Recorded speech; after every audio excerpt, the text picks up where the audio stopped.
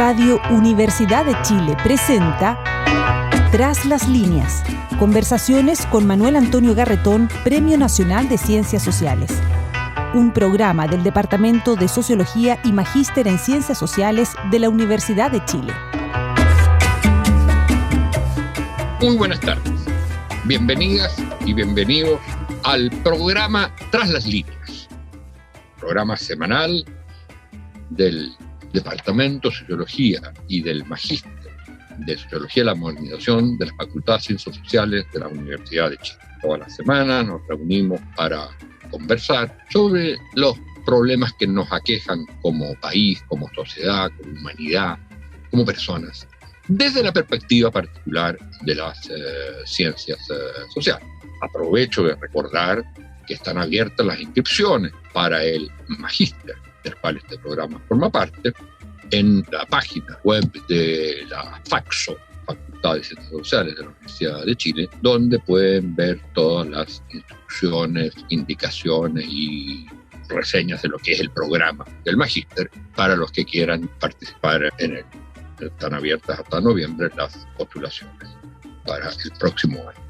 A propósito de los grandes problemas de la humanidad y de las sociedades concretas, como en el caso de los chilenos, hemos enfrentado el último tiempo una cristalización de una tragedia que es a la vez estructural, tiene raíces muy profundas, que está implicando un cambio necesario en la manera como concebimos el Estado-Nación, donde la pertenencia ya no puede ser solamente la nacionalidad, donde hay una demanda al Estado por mucha gente que no pertenece a una determinada nación de ese Estado, sino que viene de otras naciones, es portadora de otras nacionalidades, y ha sido o abandonada por su Estado de origen, o perseguida, o simplemente no ha tenido las oportunidades y las posibilidades de realizarse como ser humano, y entonces emigra. Pero la migración, que es un tema de larga data, hay países enteros que se formaron sobre la base nacional y que no necesariamente eran una tragedia, sino que eran una esperanza, eran un sueño.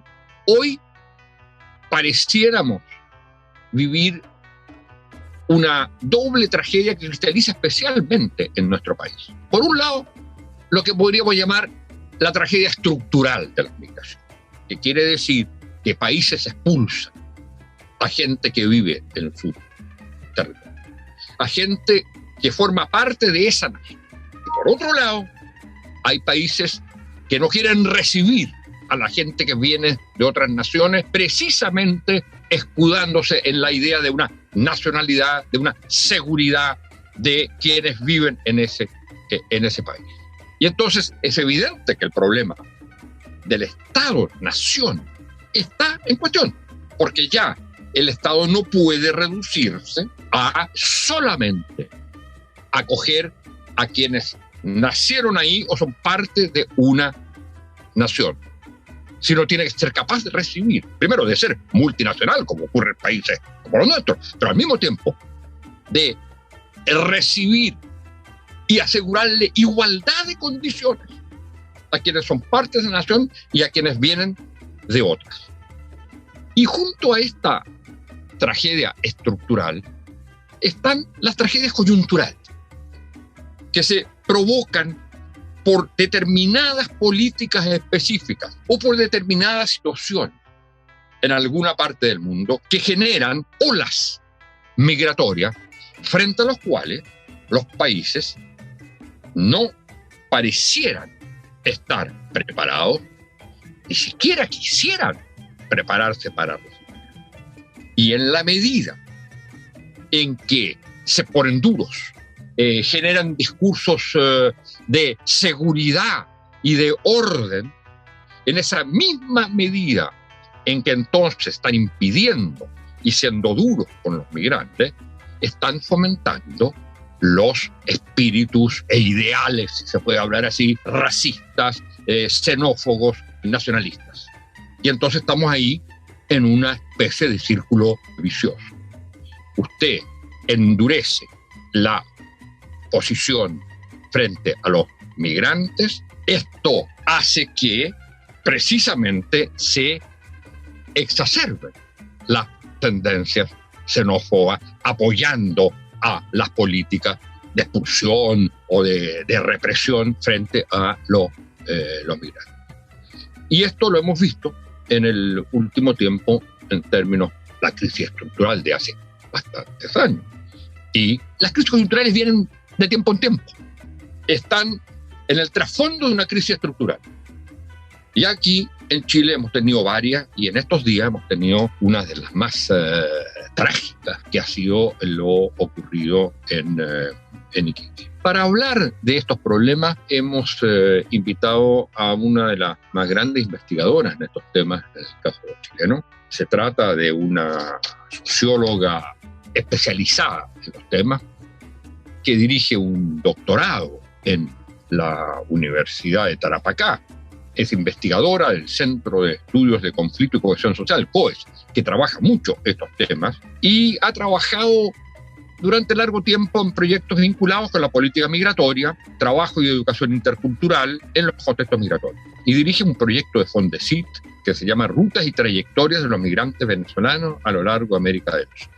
Ella es doctora en Sociología por la Universidad Alberto Hurtado y tenemos el privilegio de contar con ella hoy día. Es Carolina Stefoni. Muy buenas tardes, Carolina. Muchas gracias por estar con nosotros. Y en el trasfondo de las cuestiones que yo planteo, que casi todas las he aprendido leyendo las cosas que tú has escrito, te quisiera preguntar lo siguiente. Antes de entrar a la crisis coyuntural, antes que se desencadenara ella, ¿cuál sería el problema, si pudiéramos hablar así? Porque no debiéramos hablar de problemas, debiéramos hablar de lo magnífico que es el fenómeno de la migración para un país. Pero, ¿cuál sería el problema estructural en Chile respecto a las migraciones? Hola, muy buenas tardes, mucho gusto y mucha alegría estar acá compartiendo este espacio. Mira, hay una tensión que es muy propia, digamos, del Estado, cuando tú hacías mención, ¿no es cierto?, al Estado moderno, y que se oponen dos fuerzas, dos principios. Por una parte, la libertad de movimiento.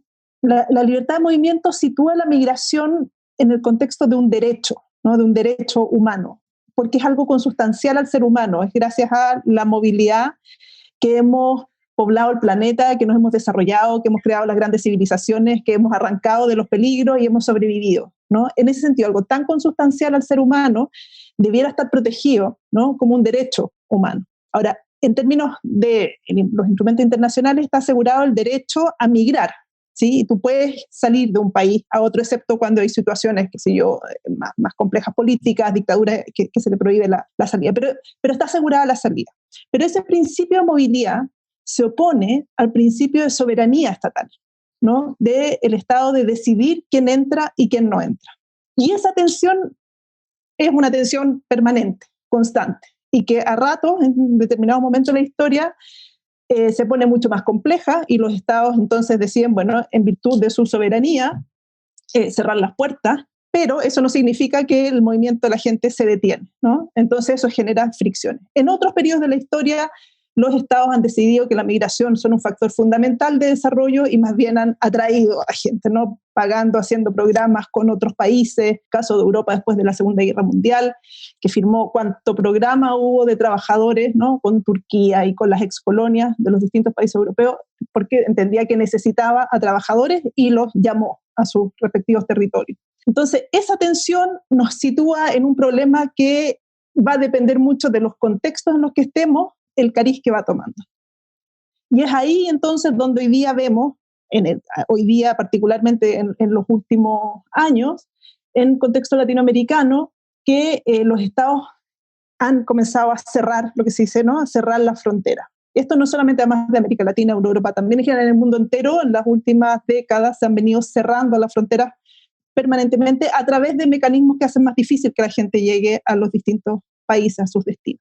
Pero las condiciones de la migración las condiciones más estructurales de la migración, se profundizan, ¿no? O sea, lo que genera la migración hoy día son condiciones que tienen que ver con el mercado laboral, que tienen que ver con el desarrollo de las economías, tienen que ver con las transformaciones demográficas, ¿no? El envejecimiento de la población en países del norte y el nacimiento cada vez de menos niños, significa que requieren sistemáticamente la incorporación de trabajadores en edad laboral, ¿no es cierto?, a la fuerza laboral. Las transformaciones en el mercado del trabajo también son gigantescas, ¿no? Y requieren entonces personas que vayan a trabajar. La salida de la mujer, por ejemplo, es siempre un caso muy interesante. La incorporación de la mujer al mercado laboral generó una demanda enorme por cuidadoras. Y eso fue un factor de atracción de la migración latinoamericana en Europa, asiática, qué sé yo, en distintos, Filipinas, ¿no? Que se movilizaron a Australia a trabajar. Entonces son condiciones estructurales muy grandes. También tenemos las crisis ambientales, que es uno de los grandes temas, ¿no? de signo de interrogación, cómo eso va a afectar a las migraciones en el futuro.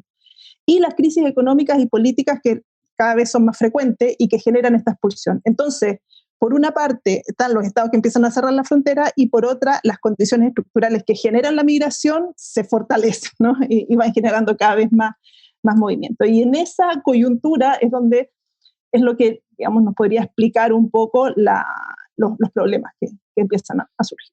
Ahora, en ese sentido, la particularidad de la coyuntura chilena actual en esta materia tiene que ver básicamente, y tú has estudiado eso, con la migración venezolana, que es un porcentaje muy alto, y donde hay una contradicción que es muy fundamental, que es entre un llamado que se hace, un reconocimiento que se hace de la necesidad que tiene el mundo vulnerable y el mundo con problemas políticos y sociales de Venezuela, ese mundo social, la necesidad que tiene de salir. Y entonces el país y los países debieran estar abiertos, y entonces se proclama una política general para todos los países de América Latina que tienen que estar abiertos a ello. Y el país en el cual más complica eso, según los datos al respecto, es en el caso chileno, donde entonces existe esta contradicción entre un discurso de llamado y una realidad de cierre, de dificultades, que se ha expresado en la forma más dramática con por un lado, la venida masiva a través de pasos que están carentes de toda seguridad, y por otro lado, con el hecho que la gente va a seguir llegando, como tú lo has señalado, y llega, entonces, a la ausencia de servicios, a la ausencia de realmente una política en serio de recibirlo y de hacerse cargo que se dijo que vinieran, los sectores internos, los nacionales, la gente del país, se siente amenazada, insegura, reacciona negativamente,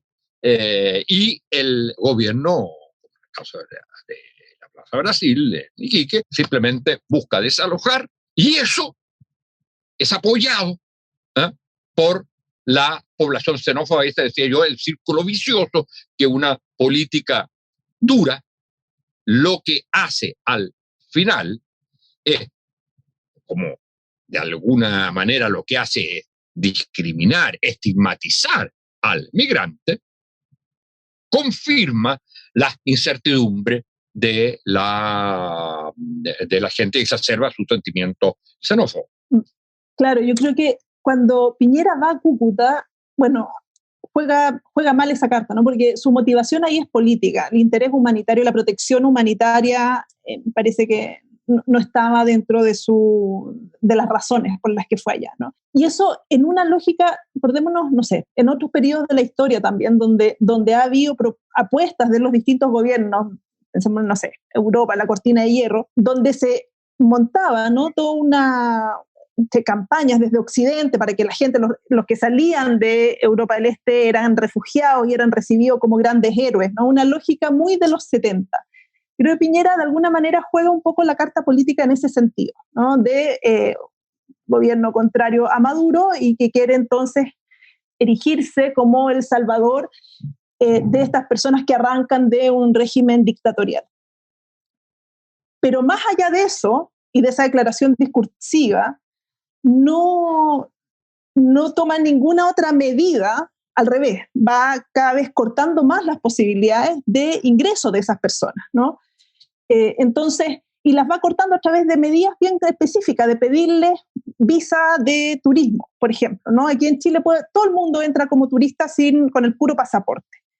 A los dominicanos, a los haitianos y luego a los venezolanos se les empezó a pedir una visa de turismo. O sea, si alguien quiere entrar a Chile como turista de esos países, tiene que solicitar la visa desde origen, lo que significa ya una limitación enorme, porque además esas visas están aprobadas, ¿no?, por el Ministerio de Interior o por el Ministerio de Relaciones Exteriores, y bueno, tienen ahí la llave para decidir si abren o cierran. Entonces, ya no es un movimiento libre, y de hecho un porcentaje bajísimo de ese tipo de visas que se otorga. Después establece una visa de responsabilidad democrática, que también es interesante, porque es una visa que trata de reemplazar la visa refugio y la solicitud de refugio. Piñera tenía una política muy, muy negativa en torno al refugio. El año 2020 se entregaron solo 7 reconocimientos de refugio, contraviniendo totalmente la ley de refugio que tenemos vigente en Chile y los acuerdos que Chile ha firmado, ¿no?, el acuerdo de Cartagena y bueno, el acuerdo de Ginebra, por supuesto, donde se establece que el Estado tiene que proteger a las personas que están en situación de riesgo. Bueno, no solamente no ha aprobado lo de refugio, sino que además genera esta otra visa que reemplaza la de refugio. El refugio tiene un estatus particular porque cuando el Estado reconoce, te protege y te entrega documentos y te entrega un montón de protección, ¿no? Puede haber muchas fallas, pero bueno, es una categoría específica, es la categoría con la que muchos chilenos también salieron en tiempos de la dictadura. Entonces empieza a tomar medidas de restricción que van en la línea contraria a su performance que hace, ¿no?, en Cúcuta, y ahí queda evidente en el fondo que su interés era absolutamente político y de tratar de levantarse como un líder regional, de que estaba poniendo ahí alguna coto, ¿no?, a Maduro. Pero con la pandemia la situación se profundiza y se agrava muchísimo más. Chile no es el principal receptor de la migración venezolana hoy día. O sea, hay 6 millones que han salido de Venezuela, 6 millones de personas, las últimas cifras de ACNUR. Es una brutalidad de gente, muchísimas personas. De eso el 80% está viviendo o ha salido a algún país de América Latina. 2 millones están en Colombia, 1,5 millones están en Perú y cerca de un poco más de 500.000 han llegado a Chile, ¿sí? Bueno, hoy día están en todos los países de América Latina. Entonces, con la pandemia, la gente que había migrado a Perú, a Ecuador, que estaban recién insertándose en el país, de manera muy precaria todavía, ¿no?, muy lento, con algunos permisos especiales, pero muy lentamente, la pandemia fue un tsunami que pasó por arriba y despojó completamente lo poco que habían logrado insertarse.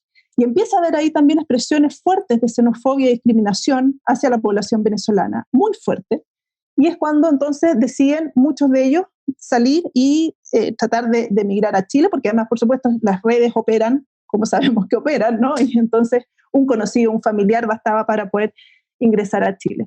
Pero las fronteras en la pandemia están cerradas, entonces eso obliga a buscar caminos alternativos. No van a cruzar por Arica, que sería como el lugar como más natural, porque la frontera de Arica, acordémonos que está minada, ¿no? Todavía hay minas y de hecho ha muerto gente ahí en esa frontera cuando se cruza por el lado, por pasos no habilitados. Entonces empieza a ser... Eso está minado desde la época de la dictadura, claro. Con la supuesta guerra con Perú. Exacto. Que ahí, y bueno, han hecho programas para desmineralizar, pero no han sacado todas las bombas, y como se han corrido con las lluvias y todo eso, ahí nadie sabe, y efectivamente es muy peligroso. Entonces empieza a hacer el tránsito por Colchane, que además es una frontera que históricamente ha tenido movimiento, ¿no? O sea, desde Pisiga, desde Bolivia a Colchane, cruzan ahí, hay ferias, cruza toda la gente, eso es zona andina, y cruzan de un lado para otro, entonces hay pasos. La frontera es minúscula, ¿no? Es una garita que está en la mitad del desierto y uno puede cruzar en realidad por distintos otros lados. Y es ahí cuando entonces empieza a haber cada vez mayor flujo y empiezan a operar todos estos sistemas que sabemos de redes de coyotaje, que no son tan articuladas como uno se podría imaginar. Uno tiene la imagen del coyote en México, ¿no? Y que son redes bien, bien terribles. Acá todavía no está organizado a ese nivel, pero sí hay negocios, sí hay conversaciones, el bus que te traslada, ¿no? Como los transportistas van a hacer sus pesos allá y mueven a gente. Y entonces entran sin ningún papel y llegan a Chile y no tienen, la verdad, ninguna posibilidad. No tienen posibilidad de regularizarse, no tienen posibilidad de seguir al sur. Muchos tienen familiares en el sur, pero no pueden por las barreras sanitarias que hay entre las regiones.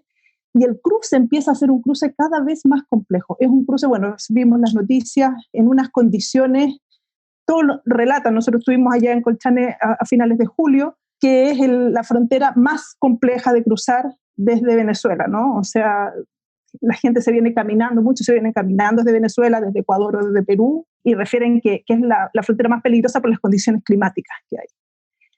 Y ahí es donde uno dice, está bien, en esta tensión que señalaba al principio, ¿no? Entre la soberanía estatal y el derecho a migrar, uno entiende esa tensión. Pero esa tensión no puede borrar el principio humanitario que tienen que tener todos los países, ¿no?